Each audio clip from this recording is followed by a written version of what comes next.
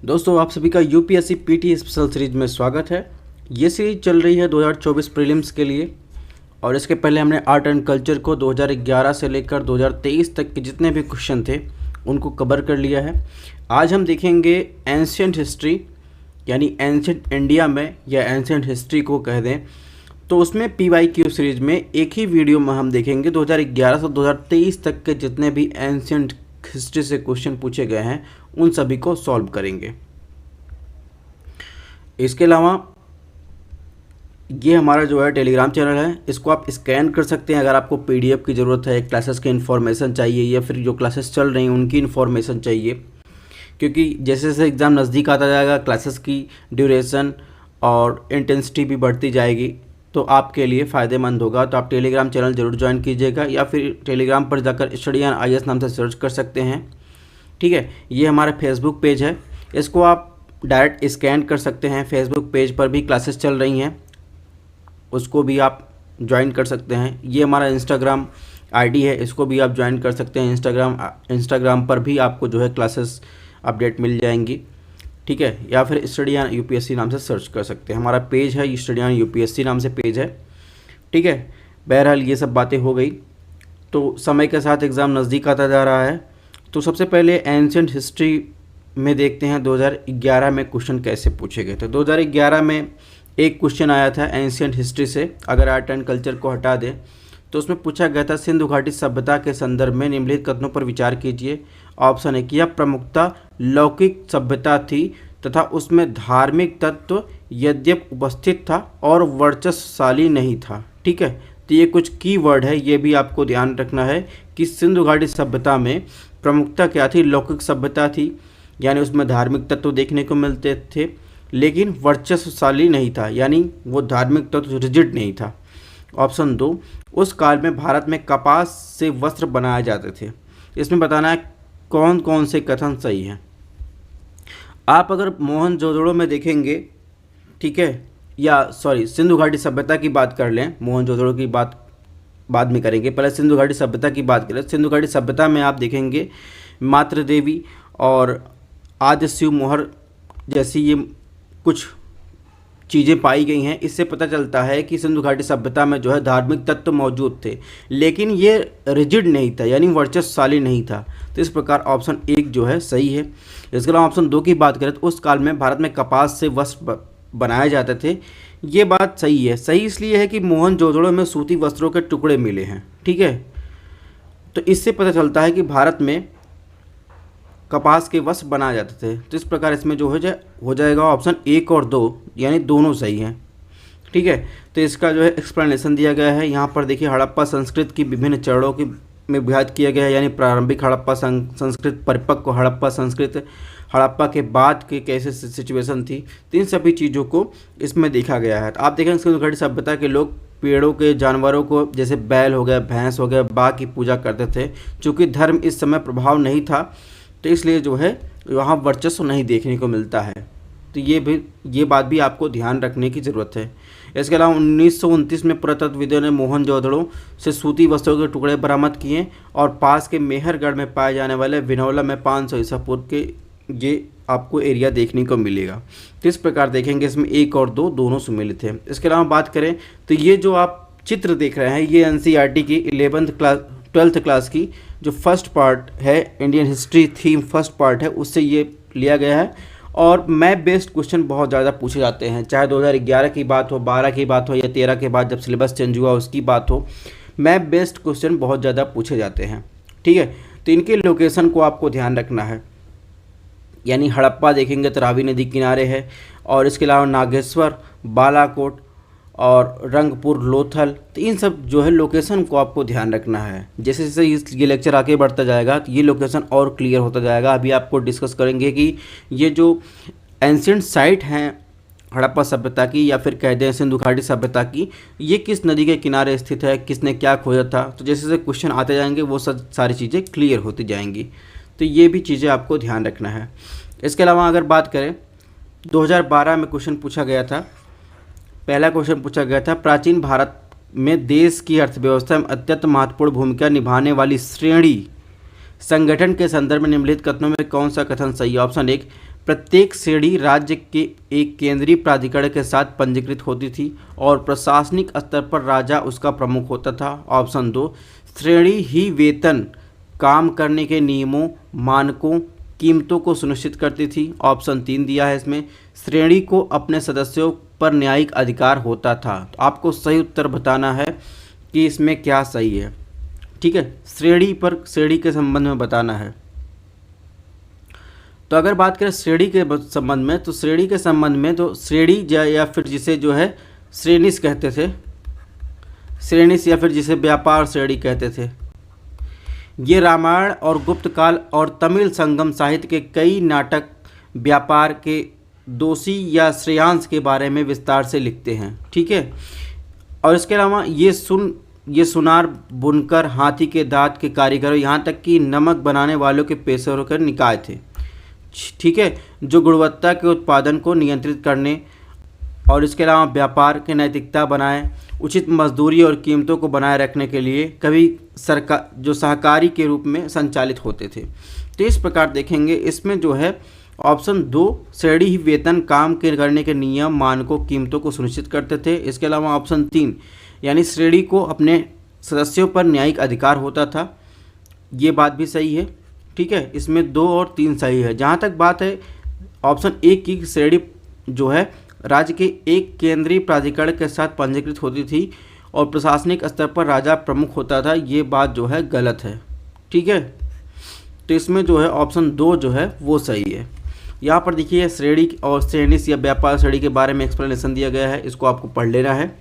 ठीक है, यहाँ पर देखेंगे श्रेणी सदस्य कदाचार के दोषी पाए गए एक प्रमुख को महाभियोग चलाने और दंडित करने के हकदार थे। ठीक है, तो ये चीज़ें भी आपको देख लेनी है। इसके अलावा अगर बात करें 2012 में, यहाँ पर और डिटेल में ये भी दिया गया, इसको आप पढ़ना। इसके अलावा बात करें अगर 2012 में क्वेश्चन पूछा है, प्राचीन कालीन भारत में हुई वैज्ञानिक प्रगति के संदर्भ में निम्नलिखित कथनों में कौन सा कथन सही है। ऑप्शन 1, प्रथम शताब्दी ईस्वी में विभिन्न प्रकार के विशिष्ट शल्य औजारों का उपयोग आम था। ऑप्शन 2, तीसरी शताब्दी के आरंभ में मानव शरीर के आंतरिक अंगों का प्रत्यारोपण शुरू हुआ था, यानी शुरू हो चुका था। ऑप्शन 3, 5वीं शताब्दी में कोण की जांच का सिद्धांत ज्ञात था। ऑप्शन 4, 7वीं शताब्दी में चक्रीय चतुर्भुज का सिद्धांत ज्ञात था। तो आपको सही उत्तर बताना है। ठीक है, प्राचीन कालीन भारत के में हुई वैज्ञानिक प्रगति के बारे में। तो अगर बात करें ऑप्शन ए की, तो प्रथम शताब्दी में बात करें तो विभिन्न प्रकार के विशिष्ट शल्य औजार का उपयोग आम था। और इसी प्रथम शताब्दी की बात करें तो इसी प्रथम शताब्दी में जो है सुश्रुत जो थे वो शल्य चिकित्सक थे और फादर ऑफ सर्जरी के नाम से इनको जाना जाता है। तो इस प्रकार ऑप्शन 1 सही है। इसके अलावा अगर ऑप्शन 2 की बात करें तो तीसरी शताब्दी के आरंभ में मानव शरीर के आंतरिक अंगों का प्रत्यारोपण शुरू हुआ, ये बात गलत है, क्योंकि मानव शरीर के आंतरिक अंगों का प्रत्यारोपण की बात करें तो ये 6ठी शताब्दी के आसपास जो है शुरू हुआ था। ठीक है, इस प्रकार इसमें 2 गलत हो जाएगा, तो 2 जहाँ हो एलिमिनेट कर दीजिए। ठीक है, इसके अलावा अगर बात करें 5वीं शताब्दी में कोण की जांच का सिद्धांत ज्ञात था, ये बात बिल्कुल सही है। 5वीं शताब्दी की बात करें तो आर्यभट्ट जो थे, आर्यभट्ट ने जिन्होंने सूर्य सिद्धांत दिया था, तो इस प्रकार देखेंगे कोण का जांच का सिद्धांत ज्ञात था। चौथी ऑप्शन की बात करें तो 7वीं शताब्दी में चक्रीय चतुर्भुज का सिद्धांत ज्ञात था, ये बात भी सही है। ब्रह्मगुप्त द्वारा जो है चक्रीय चतुर्भुज का सिद्धांत जो है दिया गया था। तो इस प्रकार इसमें देखेंगे इसमें ऑप्शन सी जो है वो सही है। 1, 3 और 4 इसमें ऑप्शन में सही होगा यार। ठीक है, तो इसका एक्सप्लेनेशन और कुछ एडिशनल इन्फॉर्मेशन दी गई है, इसको आपको पढ़ लेना है। अब बात करें दोस्तों 2013 की। ठीक है, एंशिएंट हिस्ट्री में जो है 2012 में जो है 2 क्वेश्चन आए थे। अब बात करेंगे एंशिएंट हिस्ट्री के 2013 के क्वेश्चन की।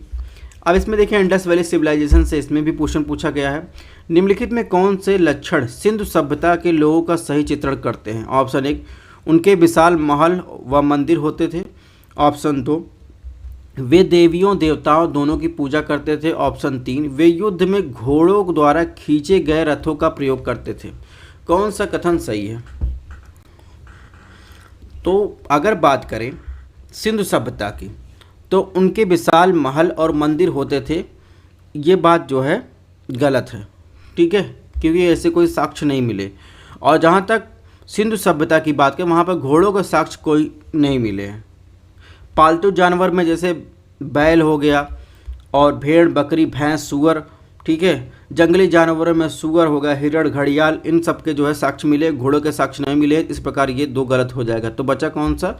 ऑप्शन 2, वे देवी और देवताओं दोनों की पूजा करते थे, ठीक है। इसके अलावा अगर बात करें तो मोहनजोदड़ो से देखें विशाल स्नानागार मिला है, ये बात भी आपको ध्यान रखना है।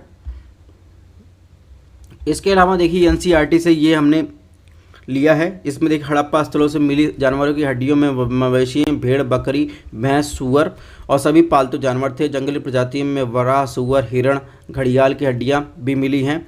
इसके अलावा मछली और पक्षियों की हड्डियां भी मिली हैं।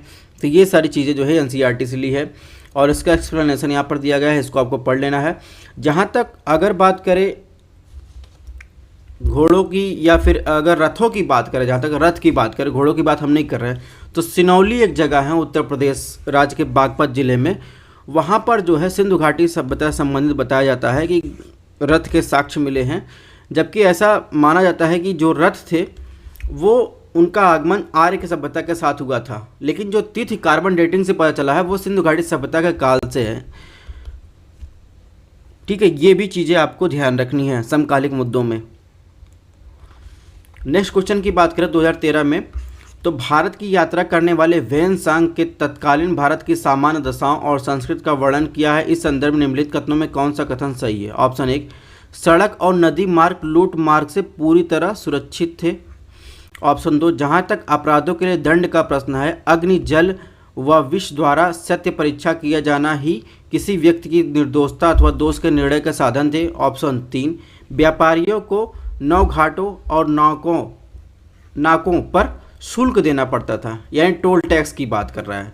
तो आपको बताना है कि तत्कालीन भारत की यात्रा में वेन-सांग ने जो भारत का वर्णन किया है, इन तीनों कथनों में कौन कौन सा सही है? तो हर्षवर्धन के शासनकाल में जो है वेन-सांग जो है भारत आया था और सम्राट हर्ष और उनके प्रशासन की प्रशंसा करते हुए जो है वेन-सांग ने लिखा है कि कानून जो था वो बहुत ज़्यादा स्ट्रिक्ट था, लेकिन सड़कें सुरक्षित नहीं थी और वह खुद भी कई बार लौट चुका था। इस प्रकार ऑप्शन 1 जो है गलत हो जाएगा। तो ऑप्शन 1 जहां हो उसको एलिमिनेट कर दीजिए। ऑप्शन बी जो है 2 और 3 सही होगा, ठीक है। तो वेन-सांग ने जो है लिखा है, जहाँ तक अपराधों के लिए दंड का प्रश्न की बात की, बहुत ज़्यादा स्ट्रिक्ट व्यवस्था थी, ये भी आपको जानना है। और व्यापारी जो है टैक्स देते थे, ठीक है, ये भी बातें जो है वेन-सांग ने लिखी है। तो इस प्रकार इसमें ऑप्शन बी जो हो जाएगा वो सही हो जाएगा। इसका एक्सप्लेनेशन देखेंगे तो यहाँ पर दिया है, इसको आपको डिटेल में वेन-सांग के बारे में आपको और चीज़ें पढ़ लेनी है, ठीक है। इंपॉर्टेंट पॉइंट्स दिए हैं, इसको भी आपको देख लेना है। यानी वेन-सांग जो था महायान बौद्ध धर्म में रुचि रखता था। अब बात करेंगे 2014 में। 2014 में दोस्तों एक ही क्वेश्चन पूछा गया था एंशिएंट हिस्ट्री से, और 2015 में भी ये क्वेश्चन रिपीट हुआ है। निम्नलिखित राज्यों में किनका संबंध बुद्ध के जीवन से था? अवंती, गांधार, कौशल, मगध। तो बुद्ध के जीवन की बात करें तो बुद्ध के जीवन से कौशल, मगध और इसके अलावा वैशाली और वज्जी था, ठीक है। तो इस प्रकार देखेंगे, इसमें 3 और 4 जो है सही है। ऑप्शन सी जो हो जाएगा वो सही हो जाएगा। अब इसमें मैप में जो है आपको लोकेशन देखना है, तो लोकेशन भी आपको ध्यान रखना है। वज्जी देख लीजिए यहाँ पर है, ठीक है। इसके अलावा कौशल भी आपको देखना है और मगध कहाँ है, मगध भी आपको ध्यान रखना है। तो लोकेशन भी आपको, ये सारी चीज़ें आपको ध्यान रखनी है। इसके साथ साथ कि भगवान बुद्ध का या गौतम बुद्ध का जो है के जीवन से कौन से स्थान संबंधित थे, तो कौशल, मगध और इसके अलावा वैशाली और वज्जी भी इससे संबंधित थे। तो ये चीज़ें भी आपको ध्यान रखनी है। वज्जी के नीचे देखिए वैशाली आ जाएगा, उसके बाद जो है मगध। इसका एक्सप्लेनेशन देखिए यहाँ पर दिया है। बुद्ध के कौशल और मगध साम्राज्यों में कस्बों और गांवों का भ्रमण किया, उन्होंने दर्शन दी, शिक्षा दी।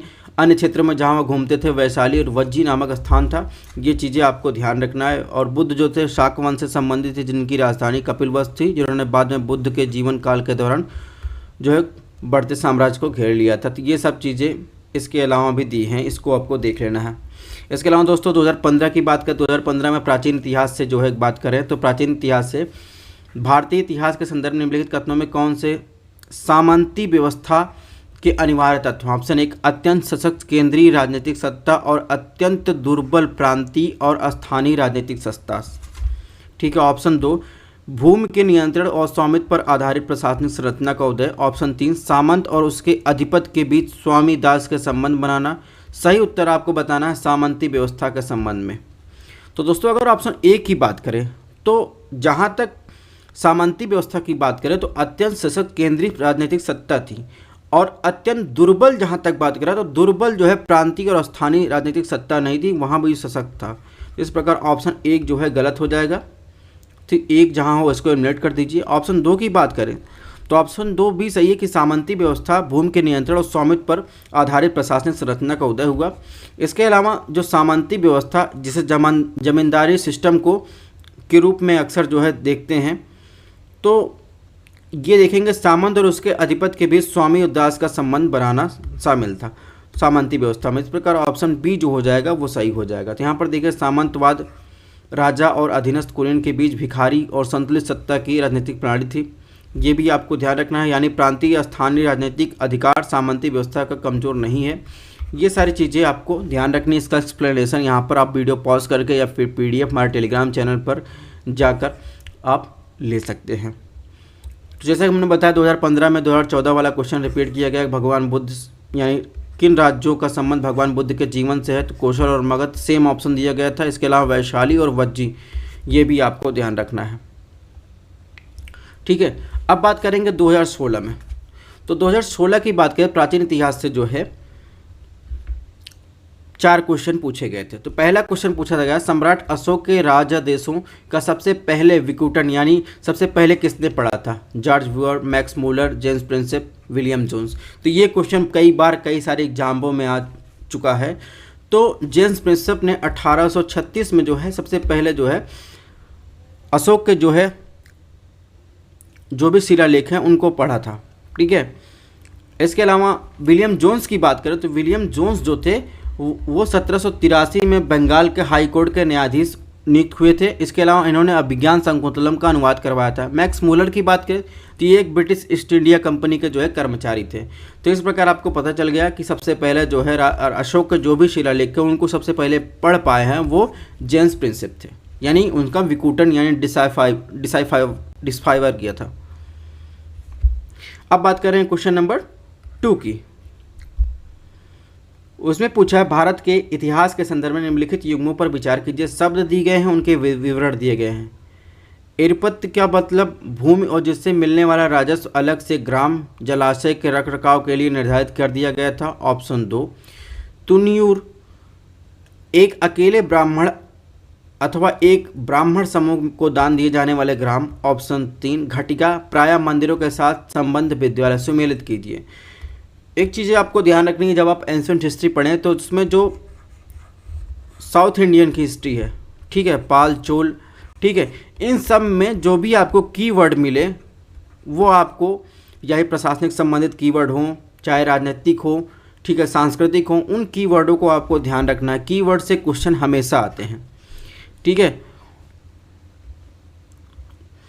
अब इसमें देखेंगे तो एरपत की बात करें तो एरपत जो है भूमि जिसने मिलने वाला राजस्व अलग से ग्राम जलाशय के रखरखाव के लिए निर्धारित किया जाता था, ये बात सही है। घटिका की बात करें तो घटिका जो है धर्म सहित शिक्षा का केंद्र था, जो आकार में छोटा था, जबकि अग्रहारा एक बड़ा संस्थान था। ये बात भी आपको ध्यान रखनी है। और घटिका जो था प्रायः मंदिरों के साथ संबंध का था, विद्यालय था।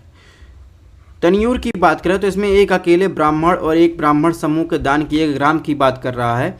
लेकिन तनियूर की बात करें एक विशाल ग्राम था जहां यह चोलों के अधीन विशिष्ट राजस्व इकाइयां हुआ करती थी। तो इस प्रकार यह अकेले ब्राह्मण अथवा ब्राह्मण समूह को दान दिए जाने वाले ग्राम से इसका संबंध नहीं है, बल्कि एक विशाल ग्राम था जहां चोलों के अधीन विशिष्ट राजस्व इकाइयां हुआ करती थी। तो 2 ऑप्शन जो है गलत हो जाएगा, तो 2 जहां वो एलिमिनेट कर दीजिए।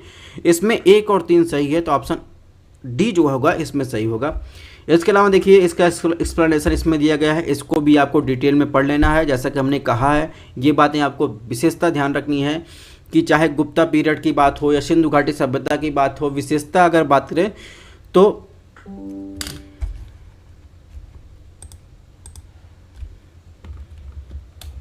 एक सेकेंड, सॉरी फॉर डिस्टर्बेंस। अगर विशेषता बात करें तो साउथ इंडियन हिस्ट्री में चोला हो गया, चेरा हो गया, पांड्या हो गए, इन सब चीज़ों के बारे में जो है जो भी की टर्म आए, चाहे प्रशासनिक ढांचा से राजस्व से संबंधित है, वो चीज़ें आपको ध्यान रखनी है। अब बात करेंगे 2016 में पूछे गए तीसरे क्वेश्चन की। इसमें पूछा है प्राचीन भारत के निम्नलिखित पुस्तकों में से किस एक में शुंग राजवंश के संस्थापक के पुत्र की प्रेम कहानी है। ठीक है, तो इसमें दिखा है स्वप्न दास दत्त, मालविकाग्निमित्रम, मेघदूत, रत्नावली। तो आपको बताना है कि प्राचीन भारत के में निम्नलिखित पुस्तकों में से किस एक में शुंग राजवंश के संस्थापक के पुत्र की प्रेम कहानी है। तो शुंग सम्राट की बात करें तो अग्निमित्र, ठीक है, उनकी प्रेम कहानी है। और उनकी प्रेम कहानी की बात करें तो कालिदास द्वारा मालविकाग्निमित्रम, ये मालविकाग्निमित्र है, इसमें जो है ये पुस्तक है, इसका संबंध शुंग राजवंश के संस्थापक के पुत्र की प्रेम कहानी से संबंधित है, जिसके रचयिता जो थे कालिदास थे। इसके अलावा मेघदूत की रचना भी कालिदास द्वारा रचित है, जिसे संस्कृत एक काव्य है। इसके अलावा अगर बात करें स्वप्न वास दत्त की बात करें तो ये भाषा द्वारा लिखित जो है 6 कृतियों में से एक है, ठीक है। और रत्नावली की बात करें तो इसे जो है हर्षवर्धन द्वारा लिखा गया था। तो इसमें आंसर अगर बात करें तो आंसर होगा ऑप्शन बी, मालविकाग्निमित्रम, और इसे कालिदास द्वारा लिखा गया था। और ये क्वेश्चन बार बार रिपीट हुआ। इसके अलावा मेघदूत जो है ये भी कालिदास द्वारा लिखी गई जो संस्कृत काव्य रचना है। ये चीज़ें आपको ध्यान रखनी है। इसका जो है एक्सप्लेनेशन यहाँ पर दिया गया है, इसको आपको देख लेना है, ठीक है। अब बात करेंगे लास्ट क्वेश्चन 2016 में पूछे गए क्वेश्चन नंबर 4 की। भारत के सांस्कृतिक इतिहास के संदर्भ में इतिवृत्तों, राजवंशी इतिहासों और वीर गाथाओं को कंठस्थ करना निम्नलिखित में किसका व्यवसाय था। ऑप्शन ए श्रमण, ऑप्शन बी परिवारजक, ऑप्शन सी अग्रहारिक, ऑप्शन डी मगध। तो इसमें अभी मैंने बताया अग्रहारिक की बात करी, ठीक है। अग्रहारा या बात करें तो घाटिका धर्म सहित जो शिक्षा का केंद्र था, आकार में छोटा, जबकि अग्रहारा एक बड़ा संस्थान है, ठीक है। और श्रमण की बात करें, श्रमण वो होते हैं जिन्हें साधक कहते हैं, साधक को क्या कहते हैं, श्रमण, ठीक है। और परिवर्जक का मतलब होता है जो है भ्रमण करते हैं, जगह जगह भ्रमण करते हैं, उनका संबंध इससे होता है। और अग्रहारिक की बात हमने कर ली गई, दान में दी गई भूमि की देखभाल करने वाले क्या कहते हैं, अग्रहारिक कहते हैं। तो इसका आंसर जो होगा मगध होगा, ठीक है। तो इसमें देखेंगे कि ये जो थे वैदिक काल के पुरोहित परिवार के वंशज थे। इनका काम था कि जो है कि सांस्कृतिक इतिहास संदर्भ में इतिवृत्तों, राजवंशी और इतिहासों को, वीर गाथाओं को कंठस्थ करना, ठीक है। तो ये चीज़ें भी आपको ध्यान रखनी है। इसका संबंध जो है किससे है, मगध से है। अब बात करते हैं दोस्तों 2017 में तो आर्ट एंड कल्चर से क्वेश्चन पूछा गया था, 18 में आर्ट एंड कल्चर से पूछा गया था। आर्ट एंड कल्चर की आपने अगर प्लेलिस्ट नहीं देखी है तो प्लेलिस्ट में जाकर आप सारे वीडियो देख लीजिएगा। हमने एक वीडियो में ही 2 से 2.5 घंटे का वीडियो जो है 2011-2023 में डिटेल में एनालिसिस किया है। तो जो आर्ट एंड कल्चर में बचा हुआ पार्ट है एंशिएंट हिस्ट्री का, उसको डिस्कस कर रहे हैं। तो 17 और 18 की बात करें तो 18, 17, 18 में आर्ट एंड कल्चर से क्वेश्चन में हमने डिस्कस कर दिया। अब बात करें 2019 में, तो निम्नलिखित में कौन सा एक हड़प्पा स्थल नहीं है। चौहंदड़ो, कोटदीजी, सौगरा, देशलपुर। तो आपको बताना है कौन सा जो है इसमें हड़प्पा स्थल नहीं है। जहाँ तक चौहंदड़ो की बात करें और कोटदीजी, देशलपुर की बात करें तो ये तीनों जो है हड़प्पा स्थल है। और यहीं सोगौरा की बात करें तो सोगौरा जो है यूपी के गोरखपुर में स्थित है। और यहाँ पर ब्राह्मणी प्रकृत भाषा में लिखा गया जो है आपको अशोक युग का ताम्र शिलालेख मिला है, ठीक है। ये है ताम्र शिलालेख और ये अशोक के शासनकाल से संबंधित है, ठीक है। और ये ब्राह्मणी लिपि में लिखा गया है। तो इस प्रकार देखेंगे सोगौरा का संबंध जो है यूपी गोरखपुर से है और ये हड़प्पा स्थल नहीं, बाकी तीनों जो है ये जो हड़प्पा स्थल हैं। तो यहाँ पर देखेंगे ये कोटदीजी है, देशलपुर है, ठीक है, चौहंदड़ो है। इसके अलावा यहाँ पर आएंगे, ठीक है, 3 चीज़ें हो गई, 3 ऑप्शन था और चौथा था सोगौरा। इसके अलावा देखेंगे राखीगढ़ी, ठीक है, मांडा सबसे जो है उत्तर में स्थित जो है जगह है सिंधु घाटी सभ्यता की। और इसके अलावा सुक्तिगौंड डोर की बात करें तो ये जो है सबसे जो है पश्चिम में स्थित जगह है। अब देखिए इसमें अदर इम्पॉर्टेंट साइट की बात किया गया है तो रोपड़ से क्या, रोपड़ सतलज नदी किनारे है, यहाँ पर जो है कुत्ते के साथ जो है मानव कंकाल मिला है। इसके अलावा बनावली की घग्गर रिवर के किनारे, कोट दीजिए इंडस रिवर के किनारे है। सुतकोटा की बात करें तो यहाँ पर जो है एविडेंस मिला है पोर्ट बरियल का। आलमगढ़ की बात करें हिंडन रिवर किनारे हैं। तो ये रिवर और मेजर साइट्स, ये चीज़ें आपको ध्यान रखनी। मांडा रिवर, मांडा की बात करें, ठीक है, जम्मू कश्मीर में तो ये मांडा रिवर जो है चेनाब रिवर के किनारे है। इसके अलावा रंगपुर की बात करें तो ये जो है मदर रिवर के किनारे है, ठीक है।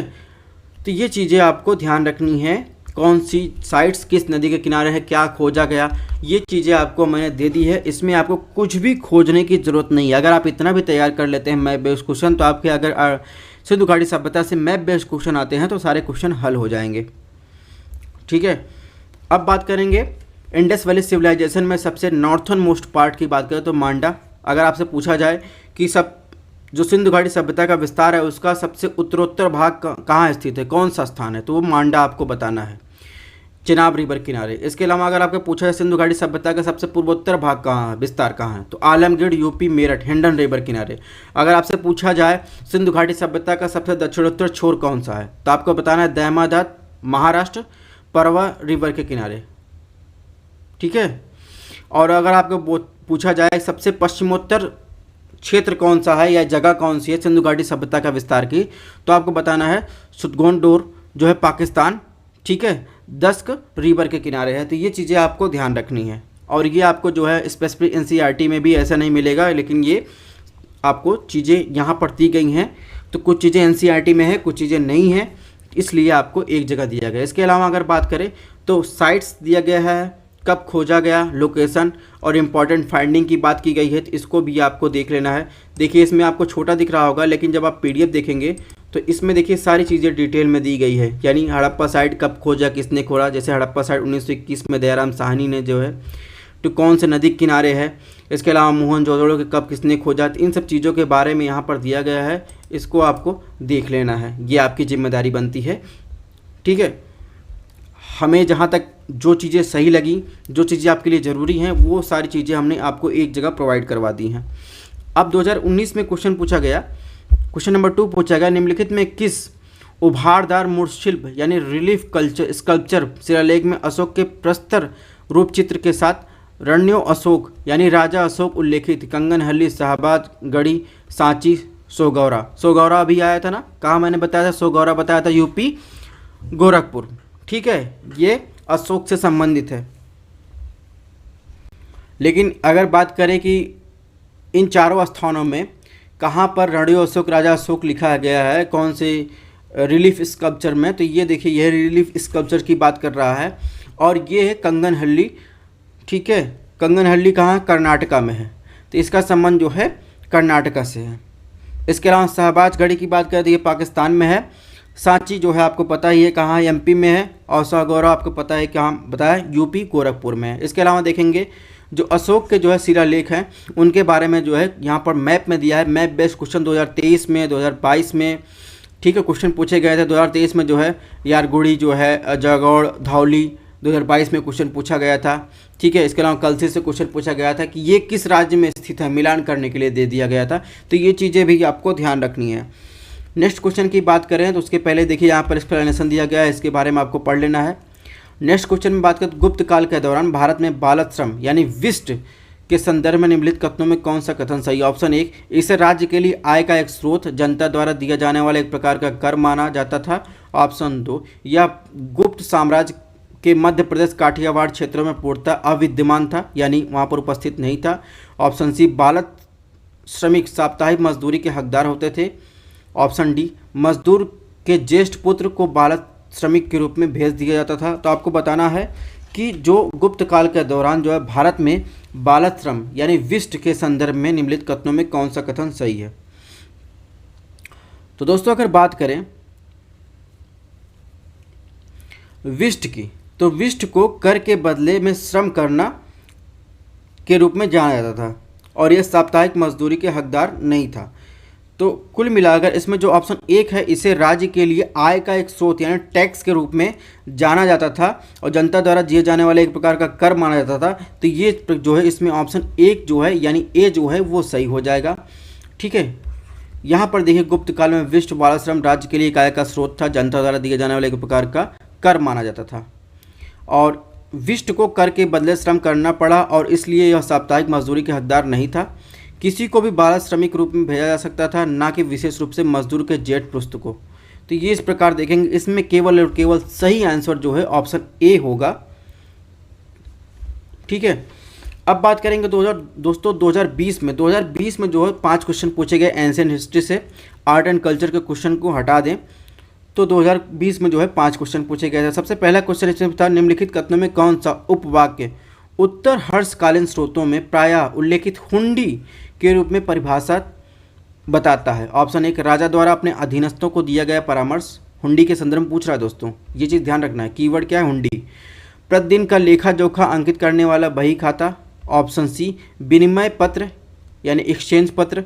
ऑप्शन डी, सामंत द्वारा अपने अधीनस्थों को दिए जाने गए आदेश। तो हुंडी के बारे में दोस्तों बात करें तो हुंडी क्या था, एक वित्तीय साधन था जो व्यापार और ऋण के लेन देन में उपयोग के लिए मध्यकालीन भारत में विकसित हुआ। तो इस प्रकार देखेंगे यह क्या था, एक विनिमय पत्र था। ये देखिए एक हुंडी है। तो मध्यकालीन भारत में इस तरीके की हुंडी जारी की जाती थी। ठीक है, तो इसको जो है देकर जो है एक्सचेंज था, इसके बदले जो है पैसा या व्यापार किया जाता था। तो ये चीज़ आपको ध्यान रखना है। हुंडी क्या है, एक प्रकार का जो है वित्तीय साधन है जिसे विनिमय पत्र के रूप में भी जानते हैं। इसका देखिए एक्सप्लेनेशन यहाँ पर दिया गया, एडिशनल इन्फॉर्मेशन भी दी गई है इससे संबंधित जो है। नेक्स्ट क्वेश्चन नंबर 2 की बात करें तो भारत के इतिहास के संदर्भ में कुल्यवाप द्रोणवाप शब्द क्या निर्दिष्ट करते हैं। ऑप्शन एक, भूमि माप। ऑप्शन बी, विभिन्न मौद्रिक मूल्यों के सिक्के। ऑप्शन सी, नगर की भूमि का वर्गीकरण। ऑप्शन डी, धार्मिक अनुष्ठान। तो दोस्तों अगर बात करें कुल्यवाप और द्रोणवाप, सबसे पहले वाप का मतलब आप समझ लें तो आपको पता चल जाएगा। वाप का मतलब होता है बोना। अब बोना का मतलब जैसे कृषि में जो बीज वगैरह बोई जाती है या पैमाना होता है, तो गुप्त काल के दौरान भूमि माप के लिए विभिन्न जो है मापों को यूज किया जाता था। जैसे छोटी दूरी के लिए क्या यूज किया जाता था, अंगुल, हस्त, और बड़ी दूरी के लिए जो है अर्धवाप और इसके अलावा जो है कुल्यवाप, द्रोणवाप। तो ये चीज़ें जो है भूमि मापन के लिए यूज की जाती थी गुप्त काल के दौरान। इसका संबंध किससे है, गुप्त काल के दौरान जो है भूमि मापन प्रक्रिया से संबंधित है, अपनाई गई विभिन्न मापों के इससे संबंधित है। ठीक है, अब जहाँ तक बात करें तो शब्द की बात करें, जैसे अगर हमने बताया छोटी दूरियों के लिए अंगुला लगभग 3/4 इंच, हस्त जो है क्यूबिट में होता था। कोहनी की नोक और मध्य उंगली के बीच मानकीकृत दूरी होती थी 18 इंच। इसका बड़ी दूरियों के लिए गुप्त काल में जो है अर्धवाप, ठीक है, 1.5 एकड़, सॉरी आधा एकड़। द्रोणवाप जो है 1.5 एकड़ से 2 एकड़। कुल्यवाप जो है 12 से 16 एकड़ के लिए ये पैमाने जो है बनाए गए थे। कुल्यवाप अनाज का एक कुल्य बोने के लिए आवश्यक क्षेत्र या द्रोणवाप अनाज का एक द्रोण बोने के लिए आवश्यक क्षेत्र को डिनोट करता है। कुल मिलाकर कुल्यवाप, द्रोणवाप या अर्धवाप, अंगुला, हस्त, ये क्या था, ये भूमि माप के तरीके थे गुप्त काल में। ये चीज़ें आपको ध्यान रखनी है। नेक्स्ट क्वेश्चन की बात करें, निम्नलिखित में किस शासक ने अपनी प्रजा को इस अभिलेख के माध्यम से परामर्श दिया। कोई भी व्यक्ति जो अपने संप्रदाय को महिमा मंडित करने के दृष्टि से अपने धार्मिक संप्रदाय को प्रशंसा करता है या अपने संप्रदायों के प्रति अत्यधिक भक्ति के कारण अन्य संप्रदायों की निंदा करता है, वह अपितु अपने संप्रदाय को गंभीर रूप से हानि पहुंचाता है। तो आपको बताना है किस शासक ने अपनी प्रजा को इस अभिलेख के माध्यम से परामर्श दिया था। जो अभिलेख में ये बातें जो है दिया गया था, कोई भी व्यक्ति जो अपने संप्रदाय को महिमा मंडित करने के दृष्टि से अपने धार्मिक संप्रदाय की प्रशंसा करता है या अपने संप्रदाय के प्रति अत्यधिक भक्ति के कारण अन्य संप्रदाय को निंदा करता है, वह अपितु अपने संप्रदाय को गंभीर रूप से हानि पहुंचाता है। तो आपको बताना है इन चारों शासक में अशोक, हर्षवर्धन, समुद्रगुप्त, कृष्णदेवराय, किसने ये कहा था। तो अगर बात करेंगे इसमें जो ये बात ये कही गई थी, तो अशोक ने अपने शिलालेख में या अभिलेख में ये बातें कही थी। ठीक है, तो अशोक की बात करें तो अशोक जो है बौद्ध संप्रदाय के सिद्धांतों का प्रचार का श्रेय दिया जाता है, यानी बौद्ध धर्म से संबंधित था। अशोक के धम्म यानी जीवन का तरीका में भगवान के लिए कोई पूजा बलिदान शामिल नहीं था। वे सोचते थे कि उनकी प्रजा के प्रति उनका कर्तव्य वैसा ही है जैसा एक पिता अपने पुत्र के प्रति होता है। इसके अलावा अगर अशोक की बात करें तो अदर इम्पॉर्टेंट जो है पॉइंट दिए गए हैं, इसको आपको देख लेना है। इसमें 12वें शिलालेख में ये बातें लिखी गई हैं। जेम्स प्रिंसेप ने अशोक के शिलालेख को समझने वाला पहला व्यक्ति था, 2011 में जो क्वेश्चन पूछा गया था। और 12वें शिलालेख में जो है ऐसे 14 शिलालेख में, उसमें 12वां जो प्रमुख शिलालेख है उसमें जो है ये बातें दी गई हैं। इसके अलावा भी और सारी बातें हैं, इसको पढ़ लेना है। अब बात करें मौर्य वंश के तीसरे सम्राट जो महान सम्राट अशोक कहलाया, कलियुग युग के बाद ये जो है बौद्ध धर्म को अपना लिए और इन्होंने जो है पूरे उपमहाद्वीप में जो है आधुनिक अफगानिस्तान, नेपाल, बांग्लादेश, पाकिस्तान में भी जो है अपने जो है पिलर पर भी जो है धम्म जो है लिखवाए, शिलालेख पर भी जो है इन्होंने लिखवाए। यानी कुल मिलाकर 33 शिलालेख हैं, जिनमें प्रमुख शिलालेख, लघु शिलालेख जो है अलग शिलालेख हैं, प्रमुख जो है स्तंभ हैं या इस प्रकार के पिलर हैं। अगर आप दिल्ली में रहते हैं तो आप मेहरौली का स्तंभ देखे होंगे तो उसे जो है प्रमुख स्तंभ शिलालेख कहते हैं। उस पर आप देखेंगे अशोक ने जो है धम्म की बातें जो है गुदवाई हैं और लघु शिलालेख हैं। जहाँ तक बात करें अध्यादेश की प्रमुख शिलालेख की बात करें तो इसमें जो है 14 शिलालेख हैं और 14 शिलालेख में जो है अलग अलग बातें लिखी गई हैं। इसी से क्वेश्चन पूछे जाते हैं। इन 14 शिलालेखों को वीडियो पॉज करके या फिर जो है वीडियो पॉज नहीं करते हैं आप PDF से जो है ये चीज़ें आपको पढ़ लेनी है कि पहले शिलालेख में क्या बातें लिखी गई हैं, दूसरे शिलालेख में क्या बातें लिखी गई हैं, ये चीज़ें आपको देख लेनी है। ठीक है, ये तो हो गई प्रमुख शिलालेख की बात। अब बात करते हैं लघु शिलालेख। लघु शिलालेख देश भर में और अफगानिस्तान में लगभग 15 चट्टानों पर जो है लघु शिलालेख पाए जाते हैं, लेकिन जहाँ तक बात है अशोक ने इसमें केवल 4 स्थानों पर अपने नाम का प्रयोग किया गया है। मस्की, ब्रह्मगिरी जो कर्नाटक में है, मस्की गुर्जरा MP में है, नट्टूर जो है MP में है। तो ब्रह्मगिरी ठीक है, इसके अलावा गुर्जर और मस्की जो है और MP में गुर्जरा, इन 4 स्थान पर जो है ये 4 जो है लघु शिलालेख हैं जिसमें जो है अशोक का नाम उद्धृत है। इसके अलावा बचे जो है 11 शिलालेख है उस पर जो है अशोक का नाम नहीं है। ये चीज़ें भी आपको ध्यान रखना। अब बात करेंगे पीलर शिलालेख या स्तंभ शिलालेख में। तो स्तंभ शिलालेख में एक फैक्चुअल जानकारी और क्वेश्चन आया पूछा गया है कि जो टोपरा, रामपुरवा, निगाली सागर, लौरिया, अर्जत, लौरिया, नंदनगढ़, सारनाथ और मेरठ में पाए गए जो शिलालेख है उसे फिरोज शाह तुगलक ने स्तंभों को एक टोपरा से दूसरा मेरठ से दिल्ली का स्थानांतरित किया था। यानी इन जो शिलालेखों के नाम बताए टोपरा और मेरठ वाला शिलालेख, इन्होंने जो है फिरोज शाह तुगलक ने जो है उसे कहाँ दिल्ली में जो है आप देखेंगे कुतुब मीनार परिसर में आप देखेंगे मेहरौली स्थान है वहाँ पर जो है स्थानांतरित कर दिया गया था। ये चीज़ें फैक्चुअल हो गई। इसके अलावा अगर बात करें पीलर शिलालेख, पहले शिलालेख में जो है दूसरे में, तीसरे में, चौथे में, 5वें में, 6वें में, 7वें में जो है 7 शिलालेख हैं। सॉरी शिलालेख नहीं, स्तंभ शिलालेख है। स्तंभ शिलालेख में आप देखेंगे तो उसमें क्या क्या बातें हैं, इसको आपको जो है वीडियो पॉज करके आपको देख लेना है कि इस स्तंभ शिलालेख में 7 शिलालेख हैं, उसमें जो है क्या क्या बातें कही गई हैं। अन्य प्रासंगिक शिलालेखों की बात करें तो जैसे इलाहाबाद में कोसम क्वींस शिलालेख, कौशाम्बी में उसमें क्या बातें की गई हैं, कांधार शिलालेख में, कलिंग शिलालेख में, रुम्मनदेही शिलालेख से क्वेश्चन आया है। इसमें उल्लेखित किया गया लुम्बिनी गांव बुद्ध का जन्मस्थान जो बाली से छूट दी जाएगी और केवल भाग का 8वां हिस्सा देना होगा।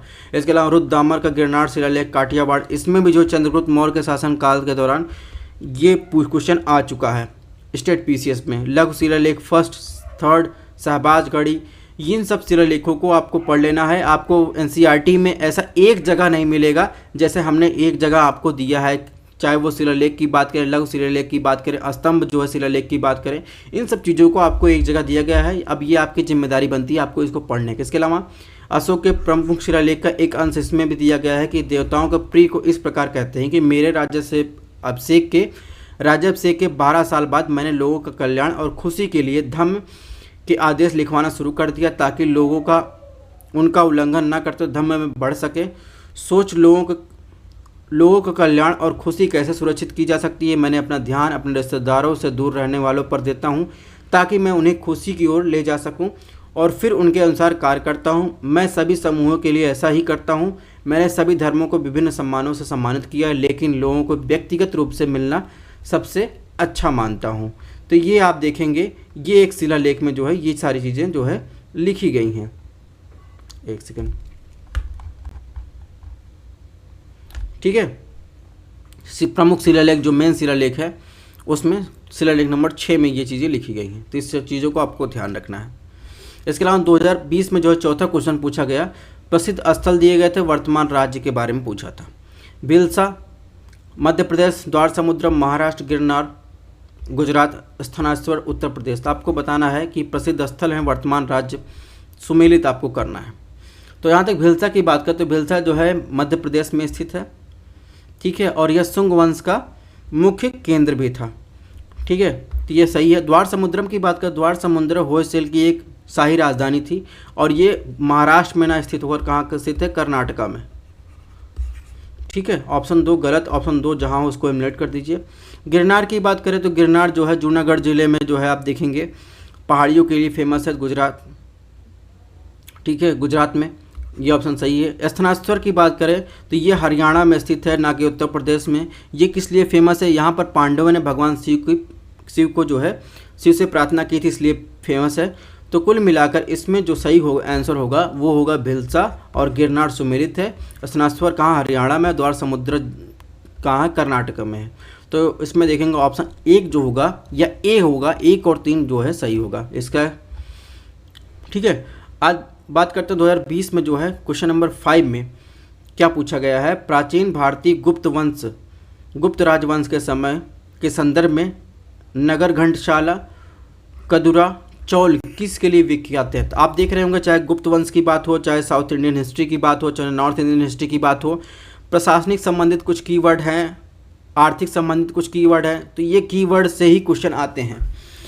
तो आप previous year question paper solve करने का यही फ़ायदा है कि आपको पता चल जाएगा किस पे ज़्यादा फोकस करना है, किस पे कम फोकस करना है, ठीक है। तो आप 2011-2023 तक क्वेश्चन देख डाल रहे होंगे तो आपको पता चल जाएगा कि कौन सा एंशिएंट हिस्ट्री में भी कौन सा सेक्शन ज़्यादा इंपॉर्टेंट है।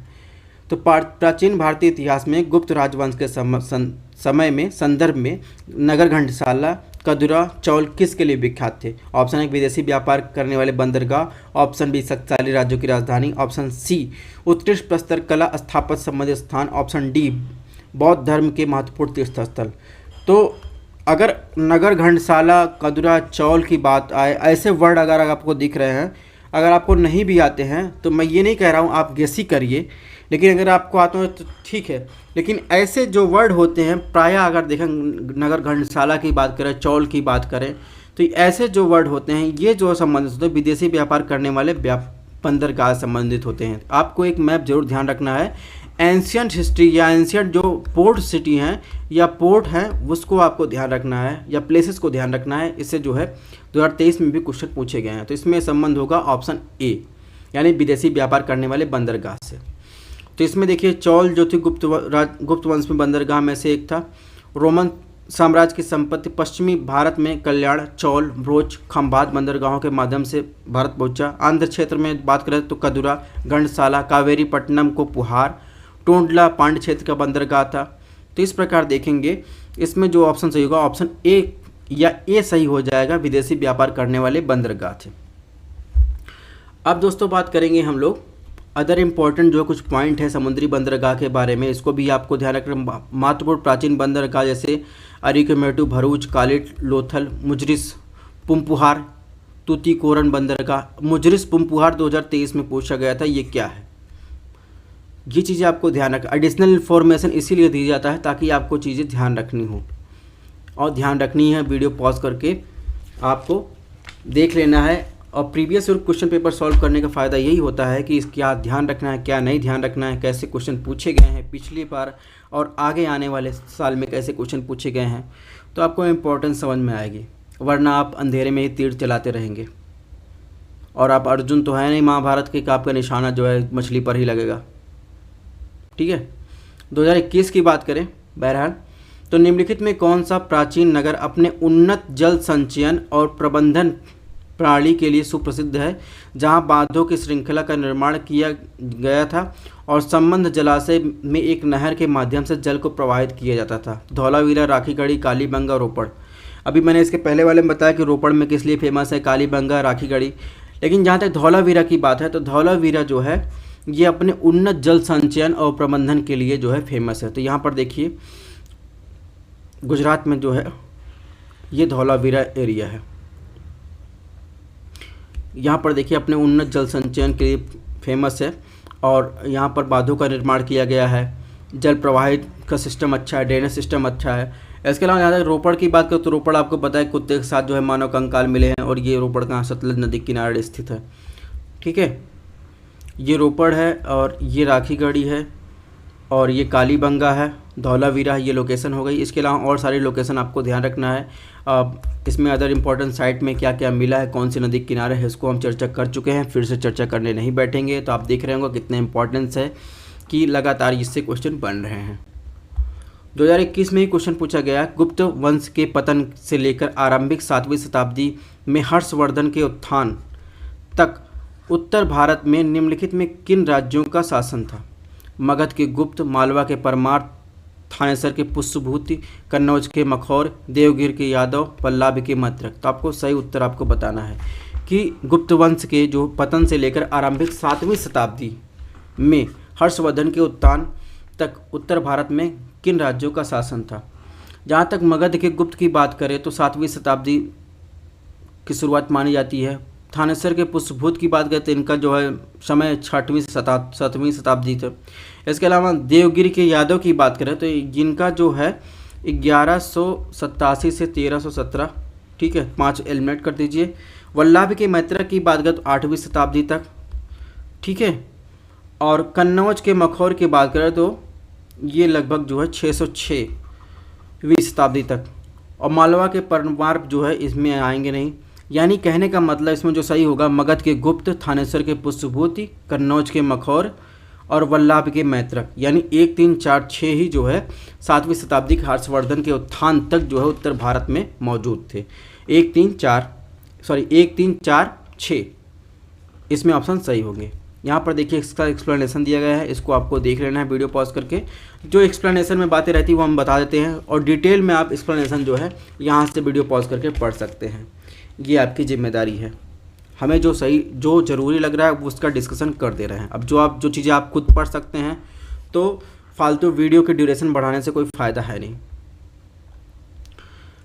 नेक्स्ट क्वेश्चन की बात करें 2021 में पूछा गया, निम्नलिखित युगों पर विचार कीजिए। ऐतिहासिक स्थान दिए गए हैं और उनकी किस कारण वो फेमस है?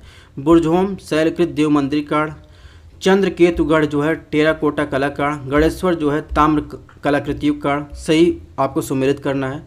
जहाँ तक बुर्जहोम की बात करें तो बुर्जहोम एक जो है कश्मीर वैली में आप देखेंगे स्थित है, हड़प्पा स्थल है या फिर सिंधु घाटी सभ्यता संबंधित स्थल है, और हड्डियों और पत्थरों से बने जो है उपकरण और कर्मकांडों की प्रथाओं का जो है वहाँ पर प्रतिनिधित्व मिलता है।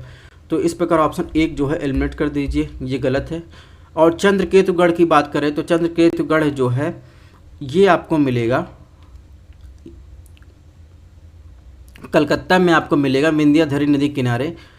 यहाँ पर जो है आपको टेराकोटा कला की कुछ प्रस्तर मूर्तियाँ भी मिली हैं। तो इस प्रकार ऑप्शन 2 जो है सही है। गणेश्वर की बात करें तो गणेश्वर में ताम्र कलाकृतियाँ मिलेंगे। और गणेश्वर अगर आपने NCERT पढ़ा होगा, हिस्ट्री का थीम फर्स्ट जो है 12 क्लास का, तो उसमें आप देखेंगे तो राजस्थान का जो खेजड़ी क्षेत्र है जो तांबे के लिए जो है जाना जाता है, इसे जो आर्कियोलॉजिकल यानी इसे जो है कहते हैं गणेश्वर और जोधपुरा संस्कृत के रूप में जानते हैं। तो उसी संबंधित है गणेश्वर, जिसे ताम्र कलाकृतियाँ वहाँ पर विद्यमान है। इस प्रकार देखेंगे 2 और 3 इसमें सही है।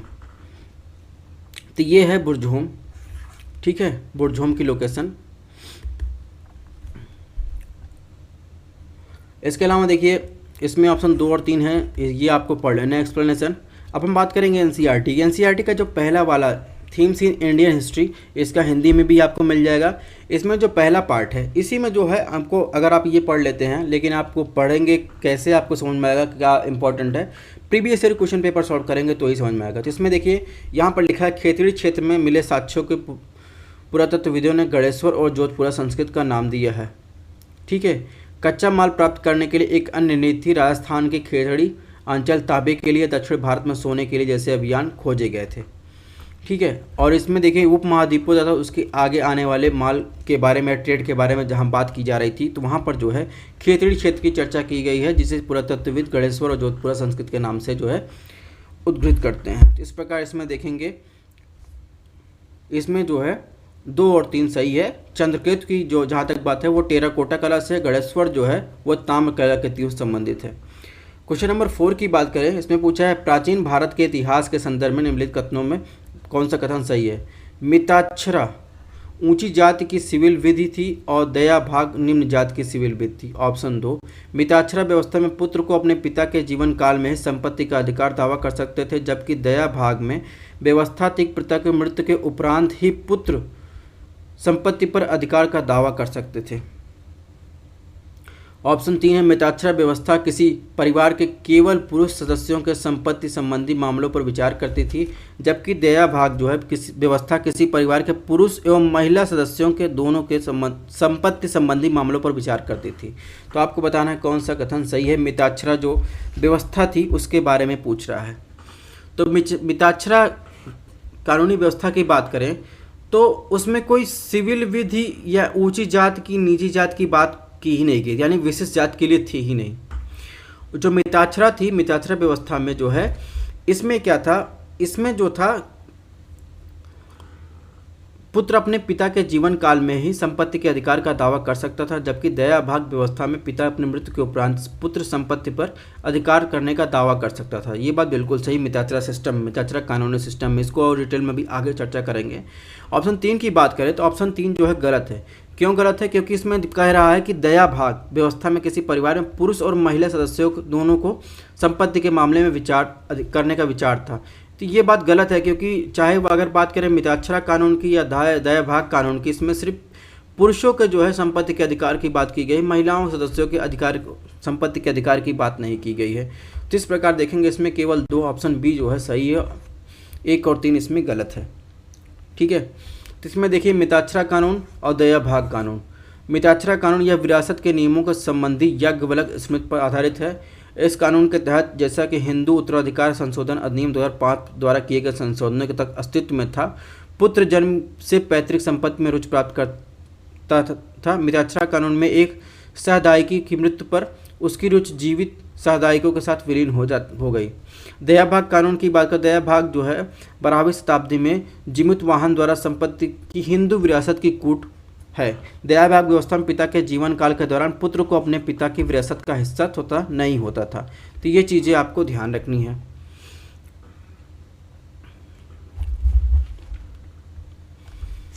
अब बात करते हैं दोस्तों 2022 में 2 क्वेश्चन पूछे गए थे एंशिएंट हिस्ट्री से। राजा का नाम दिया गया था, राजवंश पूछा था, निम्नलिखित युग्मों पर विचार करना था। नानुक, चंदेल, जयशक्ति परमार, नागभट्ट द्वितीय, गुर्जर प्रतिहार, भोज जो थे राष्ट्रकूट से।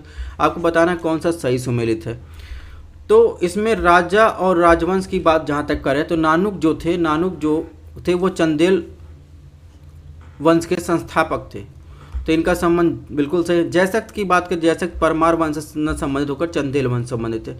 नागभट्ट द्वितीय की बात करें तो नागभट्ट द्वितीय का संबंध गुर्जर प्रतिहार वंश से था, ये भी सही है। भोज की बात करें, भोज राष्ट्रकूट से संबंधित नहीं थे, भोज भी गुर्जर प्रतिहार से संबंधित थे। और जहाँ तक दोस्तों राष्ट्रकूट की बात है तो राष्ट्रकूट बादामी के प्रारंभिक चालुक्यों के अधीन क्या थे, अधिकारी थे। तो ये चीज़ें भी आपको ध्यान रखना है। और इसके अलावा अगर बात करें तो राष्ट्रकूट वंश के संस्थापक की बात करें तो राष्ट्रकूट वंश के संस्थापक कौन थे, दंती वर्मन थे। तो इसमें 1 और 3 जो थे केवल 2 युग्म सुमेलित हैं। अब आप 2022 में देखिए ये क्वेश्चन पूछा गया है, इसमें देखिए ये यहाँ पर ट्रेलर था यूपीएससी का ट्रेलर था कि जैसे 2023 में जो है पैटर्न चेंज करने का, क्वेश्चन पूछने का, जो एलिमिनेशन मेथड था वो हटा देने का। 2022 में देखिए युग्म से जैसे क्वेश्चन पूछे गए, 2023 में पूरा क्वेश्चन युग्म पर आधारित कर दिया गया। तो इसमें देखेंगे नानुक और नागभट्ट जो है यानी केवल 2 युग्म सुमेलित है। तो ये तो ट्रेलर था, कुछ क्वेश्चन 2022 में दिए गए थे, 2023 में पूरी तरीके से युग्म आधारित कर दिए गए, एलिमिनेशन मेथड हटा दिया गया। ठीक है, नेक्स्ट बात करेंगे तो इसमें देखिए बुंदेलखंड के चंदेल प्रतिहार वंश राष्ट्रकूट वंश के बारे में दिया गया है। इसको आप वीडियो पॉज करके या पीडीएफ से पढ़ सकते हैं। नेक्स्ट क्वेश्चन की बात करें तो इसमें कौटिल्य के अर्थशास्त्र के अनुसार निम्नलिखित कथनों में कौन सा कथन सही है। 2022 में भी ये क्वेश्चन पूछा गया था। ऑप्शन 1, न्यायिक दंड के परिणाम स्वरूप कोई व्यक्ति दास हो सकता था।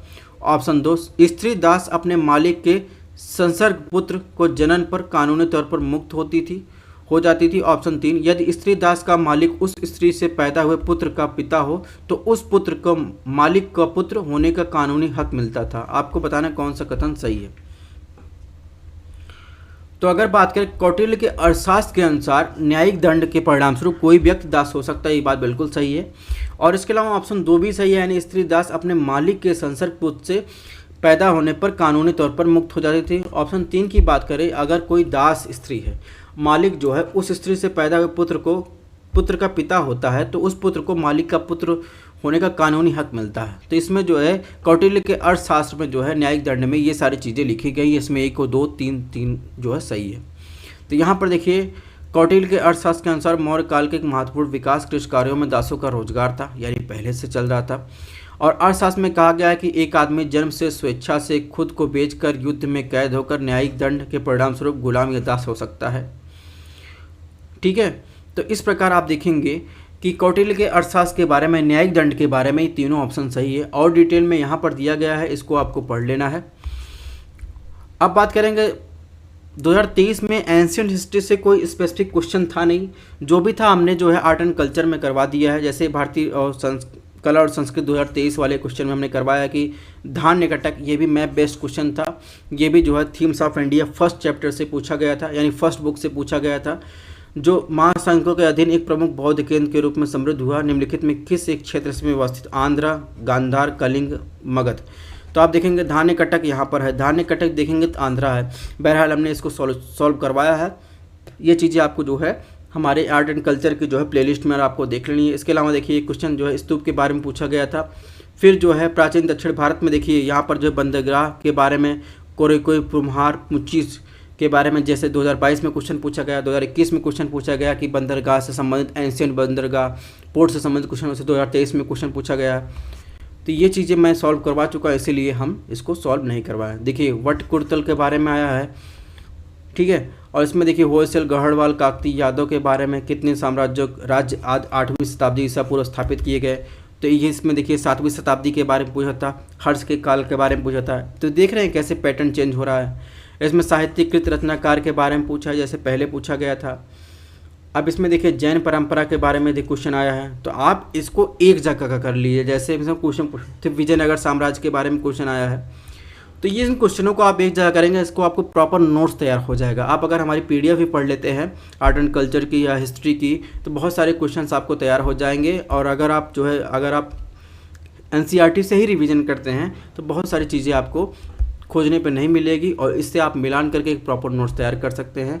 तो नेक्स्ट टॉपिक होगा हमारा मिडाइवल इंडिया, यानी मिडाइवल हिस्ट्री बात कर सकते हैं। आर्ट एंड कल्चर हमने सॉल्व कर लिया, एंशिएंट हिस्ट्री सॉल्व कर लिया, ज्योग्राफी जो है अब चल रहा है प्रीवियस ईयर क्वेश्चन पेपर, ठीक है। नेक्स्ट टॉपिक होगा मिडाइवल इंडिया और ज्योग्राफी। तो थैंक्स फॉर वॉचिंग। अगर आपको क्लासेस पसंद आ रहे हो चैनल को जरूर सब्सक्राइब कीजिएगा, नोटिफिकेशन बेल जरूर ऑन कीजिएगा। मिलते हैं नेक्स्ट लेक्चर में मिडाइवल हिस्ट्री और ज्योग्राफी के साथ।